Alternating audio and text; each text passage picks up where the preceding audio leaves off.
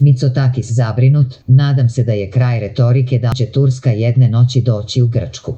Grčki premijer Kyriakos Mitsotakis ne veruje u najgori scenario razvoja odnosa Grčke i Turske i u oružani sukob u vezi sa izjavama turskog rukovodstva. Ne verujem da ćemo imati vruću epizodu sa upotrebom oružja. Zabrinut sam zbog porasta turske retorike. Pozivam Tursku da shvati da pretvaranje spoljne politike u oruđe za unutrašnje partijsko korišćenje nije prava strategija, rekao je Mitsotakis na konferenciji za novinare u gradu Aleksandrupolisu na severu Grčke, upitan da li je moguć najgori scenario u bilateralnim odnosima. Prema njegovim rečima, Grčka je spremna da sedne za pregovarački sto i vodeći računa o međunarodnom pravu reši jedinu razliku sa Turskom koja se tiče razgraničenja pomorskih zona u Egejskom moru i u istočnom Mediteranu. Nadam se da smo vidjeli krešendo retorike sa svim onim što govore da će jedne noći doći u Grčku, a sada će ton pasti, rekao je Mitsotakis. Ali Grčka ni u kom slučaju neće prihvatiti uputstvo o tome kako da ostvari svoj suverenitet i svoja suverena prava. Jasno je da treba da ojača oružane snage kao i projekt obuzdavanja poput ograde na granici na Evrosu. Ograda koja već izgrađena bila je veoma efikasna, rekao je on.